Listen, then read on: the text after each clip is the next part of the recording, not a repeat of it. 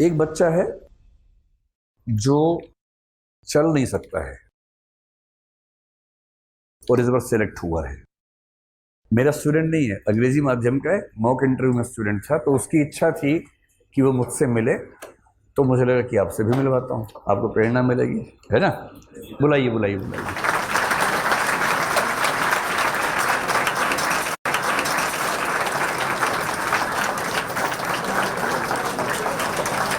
तो ये जो हमारे साथी हैं, इनका नाम सूरज तिवारी है और आप पिछले कुछ दिनों में इनको देख ही चुके होंगे। मैं इनसे पहली बार जीवन में भी मिल रहा हूँ, इससे पहले मेरा मिलना कभी नहीं हुआ। तो आज जब मैं सुबह आया तो मुझे मेरी टीम ने बताया कि सूरज जी मिलना चाह रहे हैं मुझसे। तो मैंने कहा यार, उनकी जो कहानी है ना, वो तो कहानी ऐसी है कि बच्चों को प्रेरणा मिलेगी, क्लास में उनको लेके आना तो ज़्यादा अच्छा रहेगा। सूरज शायद मॉक इंटरव्यू हमारे स्टूडेंट थे इस बार करोल बाग में, इंग्लिश मीडियम में। इनका इंग्लिश मीडियम है और मैं चाह रहा हूँ कि वो खुद आपको अपनी कहानी सुनाएं और आप बस जब जब आपको लगे ना कि ज़िंदगी बहुत मुश्किल है, तो उनको देखिए जिनकी ज़िंदगी आपसे कई हज़ार गुना मुश्किल है, और अगर वो रास्ते बना सकते हैं तो आप तो फिर लीजिए, आप कर पाएंगे इसको। हाँ, मेरा नाम सूरज तिवारी है। मैं जेएनयू का छात्र हूँ और अभी मैं जेएनयू से अपनी एमए की पढ़ाई पूरी करने वाला हूँ। और मैंने एमए रशियन लैंग्वेज में मेरा 11 वीक क्लियर किया हुआ है और यूपीएससी का प्रिपरेशन भी मैंने जेएनयू आने के बाद ही शुरू किया। और 5 साल के इस प्रयास में सबका साथ था, जिसमें सर को पता नहीं, लेकिन सर भी मेरे पीछे एक दीवार के जैसे खड़े रहे, हमेशा सपोर्ट देते रहे और मेरे दोस्त भी मेरे साथ रहे। जेएनयू ने एक अहम भूमिका मेरे जीवन में निभाई। जेएनयू मेरे जीवन का एक अहम हिस्सा बन के रहेगा हमेशा। जेएनयू के बच्चे बहुत प्यारे हैं और बच्चे तो वैसे ही मुझे प्यारे हमेशा लगते हैं। संघर्ष बहुत ज़्यादा था, चैलेंजेस काफ़ी ज़्यादा थे, सपने भी बहुत बड़े थे, पूरा भी करना था, रुक भी नहीं सकते थे। बस जेएनयू आए, जेएनयू आकर एक प्रोफेसर मिले, डॉक्टर जीएन कारना। उन्होंने अपने एनजीओ से मुझे जब ये मोटराइज व्हीलचेयर दिया,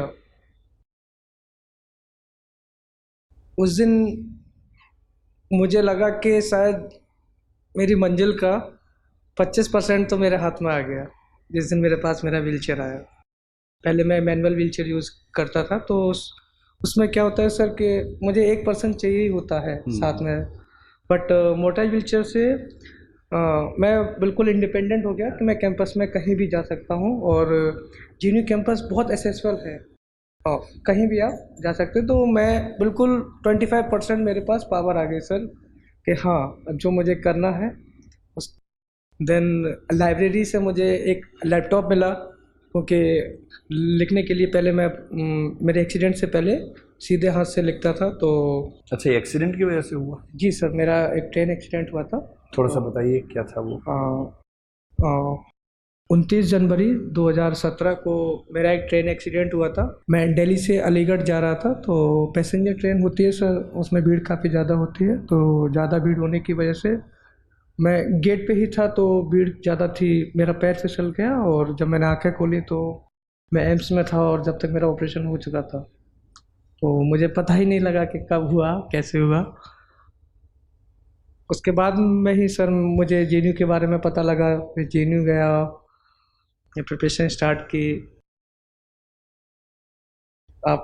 आपका जब मैंने पहली बार एक रील्स पे आपको देखा था मैंने इंस्टाग्राम पे, तो यही सब बना बना के डालते हैं।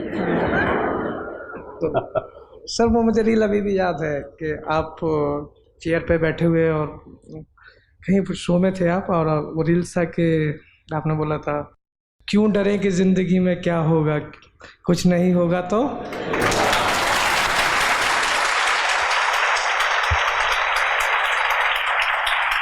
मैंने कभी ये नहीं सोचा था, मैंने प्रिपरेशन तो की थी, लेकिन सर से मिलने का मेरा काफ़ी मन था, क्योंकि जिससे भी मैंने बात किया तो सबने बोला कि दृष्टि IAS है, विकास सर हैं, आपको एक बार मिलना चाहिए, गाइडेंस लेनी चाहिए। और मैंने एक बार मेल भी किया था तो कुछ रेस्पॉन्स आया था, मुझे शायद रेस्पॉन्स ध्यान नहीं किया था। फिर मैंने यूट्यूब से ही सर आपको फॉलो करना स्टार्ट किया, आपके एथिक्स के लेक्चर जो भी हैं। तो समझने के लिए मैंने सर आपका हिंदी वाला भी देखा हुआ है, और जनरली मैंने हिंदी और इंग्लिश दोनों को मिक्स करके ही अपने नोट्स बनाए थे।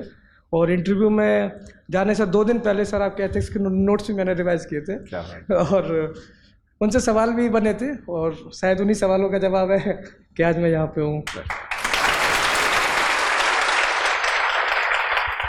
मेरा सर 2018 में मैं JNU आया हूँ मेरे एक्सीडेंट के बाद से। तो 18 में मेरा रशियन लैंग्वेज में सिलेक्शन हुआ था। मैं इंग्लिश ठीक से नहीं बोल पाता था उस समय पर। कौन बोल पाता देश में? तो ऐसा क्या है, हिंदी बोलिए बढ़िया सर। तो मुझे एक सर इंग्लिश के साथ साथ एक न्यू लैंग्वेज भी सीखना था, रशियन लैंग्वेज, क्योंकि मेरा पूरा भविष्य और सब कुछ उस भाषा पे टिका हुआ था जिसको मैंने ज़िंदगी में पहली बार सुना था, और मुझे उसको लेकर चलना था। क्योंकि अगर रशियन लैंग्वेज को मैं नहीं सीख पाऊँगा तो मैं JNU में नहीं रह पाऊँगा, और JNU में नहीं रह पाऊँगा तो फिर कोई रास्ता ही नहीं है मेरे लिए। तो मुझे रशियन लैंग्वेज सर मैंने पढ़ना शुरू किया, और फर्स्ट सेमेस्टर के बाद में सिलेबस भी थोड़ा हार्ड हुआ। अब आप समझते हैं रशियन ठीक से? Yes sir. मैं तो पुतिन जी को समझाइए थोड़ा। और क्या सर्विस कौन से मिल रही है? IAS मिल रहा है? यस सर, मुझे प्रॉपर IAS मिल रहा है। बहुत मेरा रैंक 917 है, और सब कैटेगरी में मेरा सेकंड रैंक है, और उसमें मुझे IAS मिल रहा है। अभी जो काडर के नियम हैं पिछले 4 साल से, उसके तहत एक व्यवस्था और भी है कि अगर कोई बच्चा PWBD कैटेगरी से होता है तो उसको होम कार्डर ही मिलेगा, और नहीं तो केवल एक चॉइस और भरनी होती है। सरकार की जिम्मेदारी है कि होम कार्डर दे या नेक्स्ट जो दूसरी चॉइस है। बाकी लोगों को बहुत सारे कार्डर भरने होते हैं, लेकिन इस कैटेगरी में सिर्फ 2। तो आपका होम कार्डर कहाँ का है? सर मेरा होम कार्डर उत्तर प्रदेश है, और मिल ही जाएगा उत्तर प्रदेश। सेकंड प्रेफरेंस मैंने झारखंड दिया हुआ है। झारखंड है, तो इनको 2 ही प्रेफरेंस हैं, तो उत्तर प्रदेश मान के चलिए कि वहीं मिल जाएगा। आप लोग के कोई सवाल हो, कोई कुछ ये तो सदमे में है बेचारे, और ये तो अभी रो रहे थे कि सर हम जिंदगी बहुत अच्छी नहीं चल रही है, क्या करें। तो जब भी ऐसा लगे जीवन में कि जीवन हाथ से निकलता है, एंग्जाइटी हो, डिप्रेशन हो, तो हमेशा ध्यान रखना है कि आपसे बहुत बुरी स्थिति में लोग आपसे बहुत अच्छा कर रहे हैं, और अच्छी स्थिति में होने के बाद एंग्जाइटी डिप्रेशन में चले जाना, इसका मतलब हमने उन चीज़ों की कद्र नहीं की जो मिली हुई हैं, और जो नहीं मिला उस पर फोकस इतना ज़्यादा कर लिया जितना करने की ज़रूरत नहीं थी। तो अब सोचिए, ट्रेन एक्सीडेंट में दोनों पैर चले जाएं, एक हाथ चला जाए, दूसरे हाथ में भी शायद 1-2 फिंगर्स कट गई हैं, उसके बाद कोई व्यक्ति मेहनत करके IAS बने, प्रॉपर IAS बने, तो फिर तो हम क्या नहीं कर सकते, है ना। तो अब सच्चा जो प्रेम इनके प्रति आपका हो सकता है वो ये कि इसी कॉन्फिडेंस से जाएं और IAS बन के फिर इनको बताएं मिलके कि आपसे मोटिवेशन मिला और हमने उसका फ़ायदा उठाया।